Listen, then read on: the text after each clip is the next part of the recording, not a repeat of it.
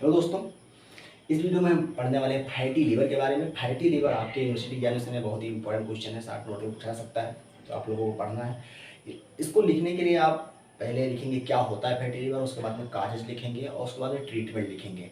ठीक है, तो फैटी लीवर तो बहुत प्रकार का होता है, एल्कोहलिक, नॉन एल्कोहलिक, या टॉक्सिन्स के द्वारा हो सकता है, या डायबिटीज़ मेलाइटस के किसी डिजीज के सेकेंडरी हो सकता है, जैसे कि डायबिटीज़ मेलाइटस।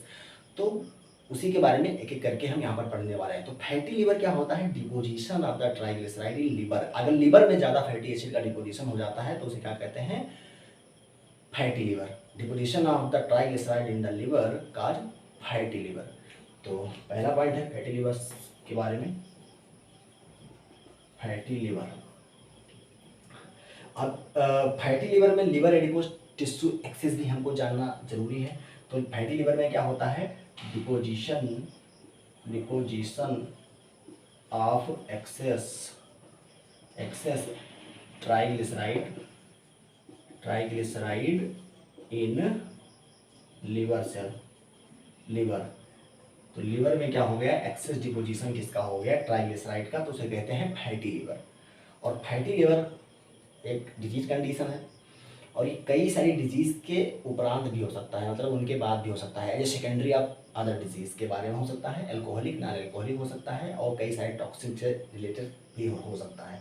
तो हम पहले समझ लेते हैं लीवर एडिपोज टिश्यू एक्सिस क्या है, मतलब कि लीवर से एडिपोज में कैसे जा रहा है फैटी एसिड और एडिपोज से लीवर में कैसे आ रहा है। तो ये है क्या हमारा?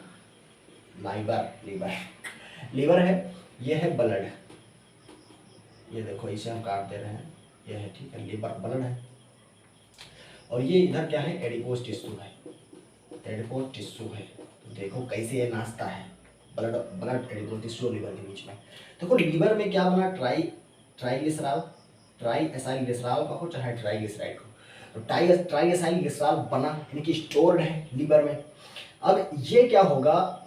ट्रांसपोर्ट होता है as a very low density lipoprotein to peripheral tissue.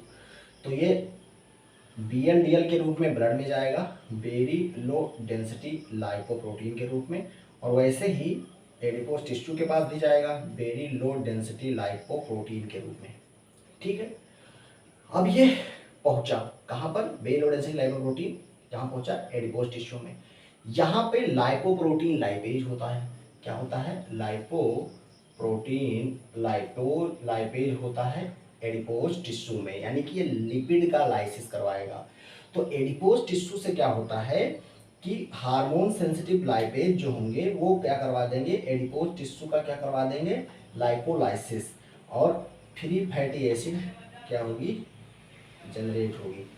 ये ब्लड नहीं, या मसल लिखो, ब्लड तो पूरा हो गया ना, मसल, ये मसल लिखो, मसल। तो ये फ्री फैटी एसिड, जो फ्री फैटी एसिड होंगी by the action of the किसके? हार्मोन सेंसिटिव लाइपेज के। तो यहाँ पर हार्मोन सेंसिटिव लाइपेज होगा, HS, जो HS लाइपेज लिखा था वो था हार्मोन सेंसिटिव लाइपेज। तो हार्मोन सेंसिटिव लाइपेज के द्वारा फ्री फैटी एसिड टूटेगी। फ्री फैटी एसिड जाएंगी कहाँ पर? यूटिलाइज होंगी मसल में। मसल में क्या होंगी? यूटिलाइज होंगी, और जो फ्री फैटी एसिड बनी वो फिर से लौट जाएंगी कहाँ पर? लीवर के पास में। तो फ्री फैटी एसिड यहाँ भी आ जाएंगी लीवर के पास में और स्टोर हो जाएंगी ट्राइएसाइलग्लिसराल के बाद में। ये होता है लीवर एडिपोज टिश्यू एक्सिस। तो ये लीवर एडिपोज टिश्यू क्या है? एक्सिस है, टिश्यू एक्सिस है। कैसे आके ट्रांसफर होता है फैटी एसिड का, उसके बारे में बात था। अब हम ये समझ चुके होंगे आप। अब हम चलते हैं कि causes of the fatty liver क्या है। अब लिवर एडिपोज टिश्यू का, लिवर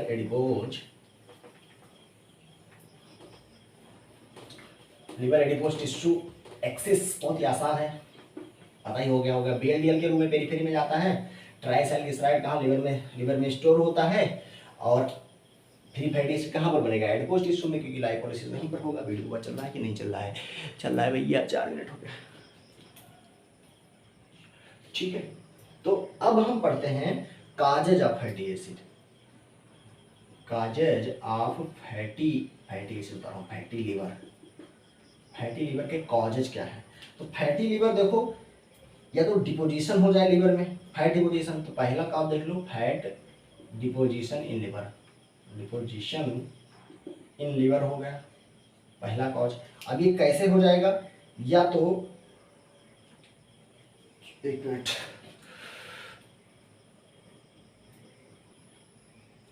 तो क्या होगा, फैट डिपोजिशन इन लीवर में कॉज क्या हो सकता है, जैसे कि पहला है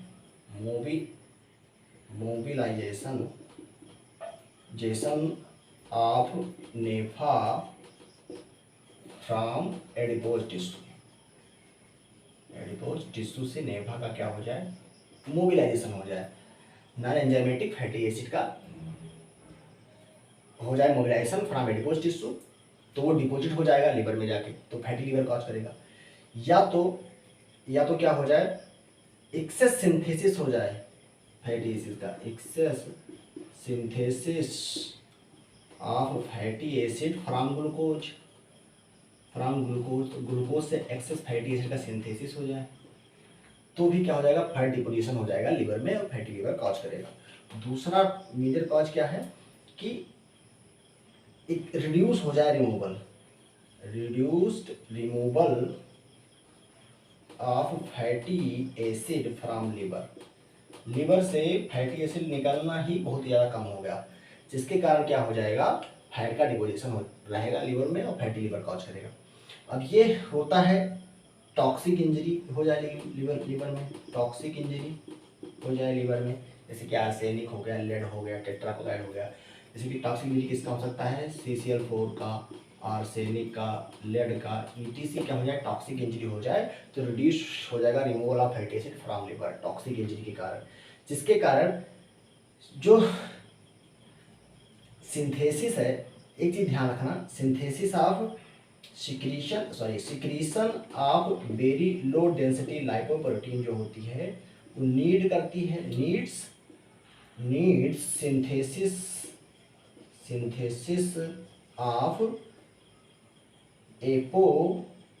ApoB100 एंड ApoC। तो जो सिक्रीशन है BLDL का वो नीड करता है synthesis of ApoB100 and ApoC का। ये चीज़ें इसमें ध्यान रखना। टॉक्सिक इंजरी पहला हो गया, टॉक्सिक इंजरी होगा इसे CCl4 का या आर्सेनिक का, लेड का, तो रिमूव नहीं हो पाएगा फैटी एसिड लीवर से, तो क्या हो जाएगा, फैटी लीवर हो सकता है। और क्या हो जाएगा, डिक्रीज हो जाए oxidation, decrease oxidation of fatty acid का ऑक्सीडेशन ही डिक्रीज हो गया, बीटा ऑक्सीडेशन क्या हो जाए, डिक्रीज हो जाए, या कोई भी ऑक्सीडेशन ओमेगा अल्फा डिक्रीज हो जाए तो फैटी लीवर हो जाएगा। तो डिक्रीज हो जाए oxidation of fatty acid, fat by hepatic cell, तो हिपैटिक सेल में जो ऑक्सीडेशन हो रहा था वो क्या हो जाए, डिक्रीज हो जाए, जिसके कारण भी क्या हो जाएगा, फैट का डिपोजिशन लीवर में ज़्यादा होगा, फैटी लीवर डिजीज होगा। तो ये कुछ कारण हो गए। अब हम देखते हैं कि एक्सेस मोबिलाइजेशन ऑफ फैट कैसे होता है, एक्सेस मोबिलाइजेशन ऑफ फैट किस में होता है, और चीज़ें क्या हैं जो फैटी लीवर कॉज करेंगी।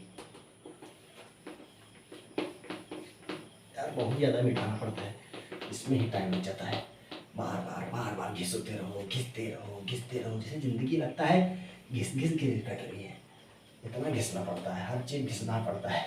तैयारी किए उसमें घिसो, और पढ़ो इसमें तब घिसो, हर जगह घिसना पड़ता है भाई। जब तक घिसोगे नहीं तो अच्छे बन नहीं पाओगे, जितना ज़्यादा घिसोगे उतना अच्छा बनोगे।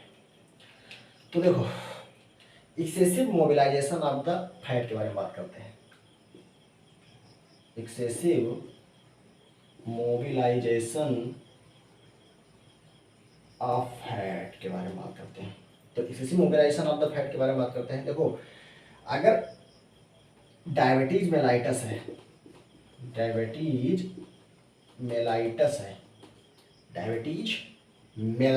है या स्टारवेशन है,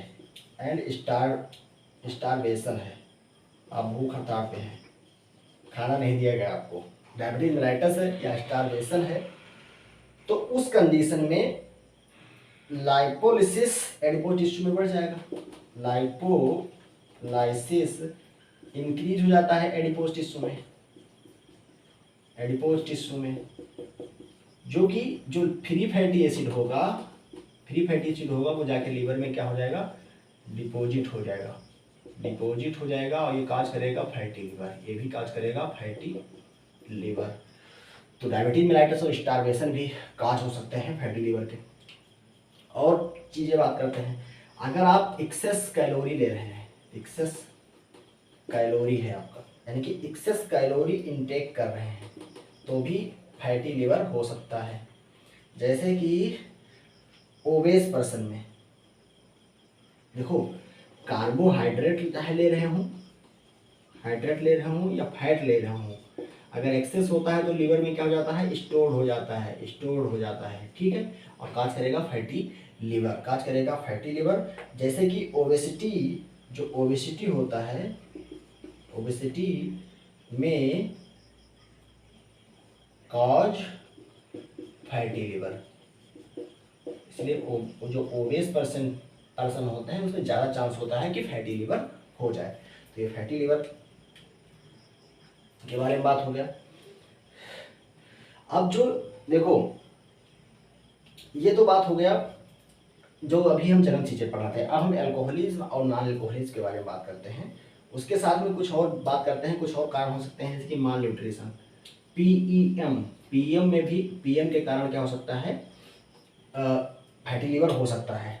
साथ में हिपेटाइटिस वायरस है, हिपेटाइटिस बी वायरस जो होता है ये भी कॉज कर सकता है फैटी लीवर, फैटी लीवर। तो क्योंकि जो प्रोटीन एनर्जी मालन्यूट्रिशन होता है, इसमें क्या होता है, डिफेक्टिव एपोप्रोटीन सिंथेसिस होता है, एपोप्रोटीन सिंथेसिस होता है, जिसके कारण डिपोजिशन हो जाएगा लीवर में एडिपोज फैटी एसिड का, यानी कि ट्राइग्लिसराइड का, और हिपेटाइटिस बी वायरस है, यानी कि इसको हिपेटाइटिस है, उसमें भी हेपेटिक सेल्स अच्छे से काम नहीं कर पाएंगे, जिसके कारण फैटी लीवर हो सकता है। तो ये जनरल चीज़ें बात हुई। अब हम चलते हैं एल्कोहलिज्म और नॉन एल्कोहलिज्म के बारे में, क्योंकि एल्कोहल जो होता है वो मोस्ट कॉमन काज होता है किसका, फैटी लीवर का। और क्वेश्चन ऐसे भी पूछा सकता है कि एल्कोहलिक फैटी लीवर और नॉन एल्कोहलिक फैटी लीवर में डिफरेंस बताओ। तो अभी तक जितना बता रहे थे सब क्या था, नॉन एल्कोहलिक था, ठीक है, तो ये सब आप सब लिख सकते हैं, ठीक है। एल्कोहल जिसमें आ जाए, एल्कोहल का क्या होता है, ऑक्सीडेशन होता है एसिटाल्डिहाइड में, और उसके कारण जो होगा वो कहलाएगा एल्कोहलिक। तो देखो, एल्कोहलिज्म, कोई भैया दारू ठांस के पी रहा है, तो दारू पी रहा है तो फैटी लीवर का चांस ज़्यादा है उसमें। तो एल्कोहलिज्म के क्या होता है, मोस्ट कॉमन कॉज होता है, एमसीसी है भैया, most common cause of fatty liver क्या है, एल्कोहलिज्म। और इसमें क्या होता है आपको पता है कि एल्कोहल जो होता है वो ऑक्सीडाइज किस में होता है, एसिटाल्डिहाइड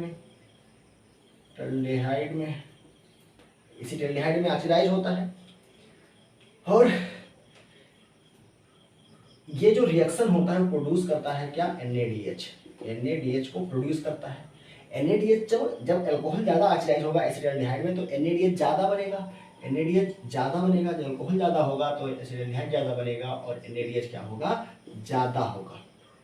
अब जब NADH ज़्यादा है तो NADH क्या करता है, ऑक्सैलो एसीटेट को माइलेट में चेंज कर देता है, किसमें चेंज कर देता है, माइलेट में। NADH क्या करता है, ऑक्सैलो एसीटेट को चेंज कर देगा माइलेट में, यानी कि ऑक्सैलो एसीटेट हमारे पास में कम हो गया, अब ऑक्सैलो एसीटेट क्या हो जाएगा, कम, डिफिशिएंट हो गया, कम हो गया। अब ऑक्सैलो एसीटेट अगर रिड्यूस हो गया तो ऑक्सीडेशन ऑफ एसिटिल कोएंजाइम में, ऑक्सीडेशन ऑफ एसिटिल कोएंजाइम में बाई TCA क्या हो जाएगा, रिड्यूस हो जाएगा, क्योंकि उसके लिए ऑक्सैलो एसिटिक एसिड चाहिए, इसलिए एसिटिल कोएंजाइम में क्या हो जाएगा, का ऑक्सीडेशन क्या हो जाएगा, रिड्यूस। एसिटिल कोएंजाइम में का अगर रिड्यूस हो जाएगा, ऑक्सीडेशन रिड्यूस हो जाएगा तो फैटी एसिड डिपोजिशन हो जाएगा, क्या हो जाएगा, फैटी लीवर कॉज करेगा, क्योंकि ट्राइग्लिसराइड बढ़ जाएंगे। एसिटिल कोएंजाइम ए से क्या बन जाता है, ट्राइग्लिसराइड, तो ट्राइग्लिसराइड बन जाएंगे और फैटी लीवर कॉज करते हैं।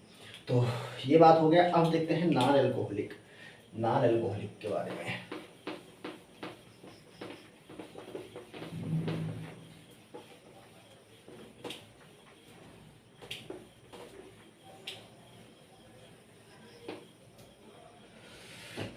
क्या है, non alcoholic, non alcoholic fatty liver. इसमें क्या होता है, नॉन अल्कोहलिक जो नॉन अल्कोहलिक फैटी लिवर होता है, इसमें जो नॉन अल्कोहलिक फैटी लिवर ना NaFL, non alcoholic fatty liver में क्या होता है, फैट एक्यूमुलेट हो जाता है हिपेटोसाइट में, फैट एक्यूमुलेट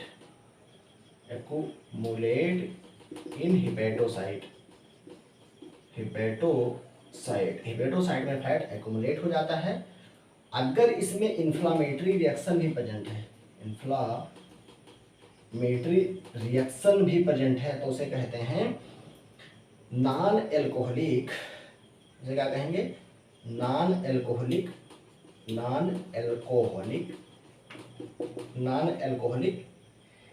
स्टेटोहिपेटाइटिस,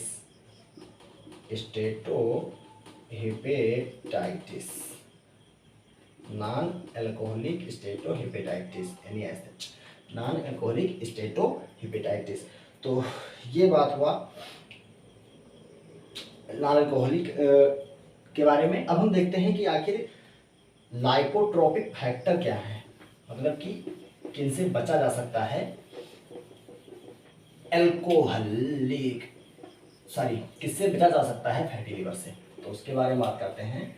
लाइपोट्रोपिक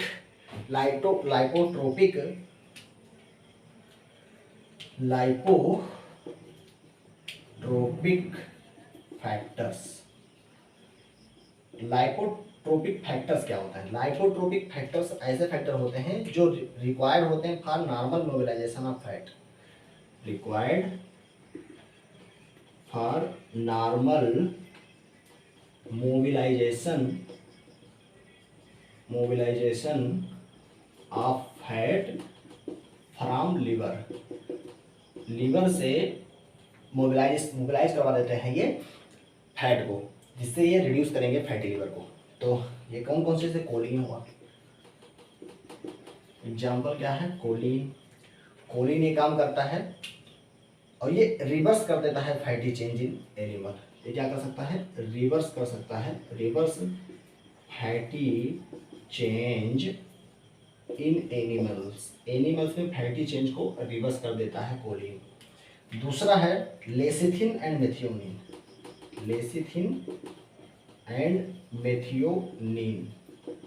जो लेसिथिन और मेथियोनिन है ये कोलिन ही बनाता है लास्ट में, और कोलिन क्या काम करता है आप लोग पीछे ऊपर देख चुके हैं। तो जो ये हेल्प करता है सिंथेसिस ऑफ, ये सिंथेसिस करवाता है एपोप्रोटीन का एंड कोलिन का सिंथेसिस करवाता है।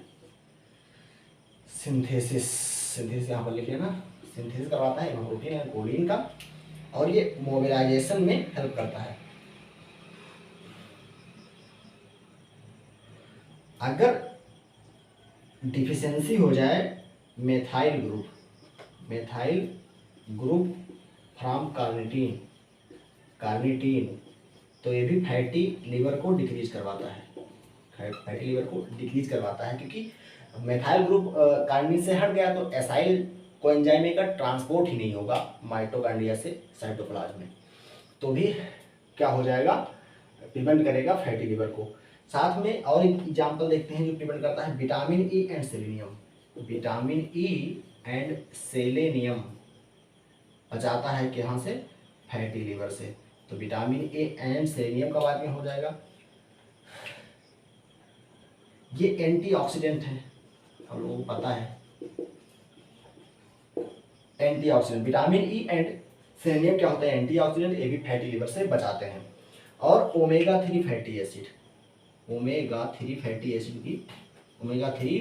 एसिड भी क्या करता है, बचाता है फैटी लिवर से। ये प्रेजेंट होता है मैरीन ऑयल्स में, और प्रोटेक्टिव इफेक्ट होता है, ऑन फैटी लिवर पे प्रोटेक्टिव इफेक्ट होता है। ये बात हुआ फैटी लिवर के बारे में। वीडियो अच्छा लगा हो तो लाइक कीजिए, चैनल को सब्सक्राइब कीजिए और बेल आइकन दबा दीजिए, जिससे नया आपको वीडियो जल्दी मिले, और दोस्तों को शेयर कर दीजिए, भाई सब शेयर कर दीजिए। और अगला जो वीडियो पढ़ाएंगे वो मेटाबॉलिज्म कीटोन बॉडी। धन्यवाद।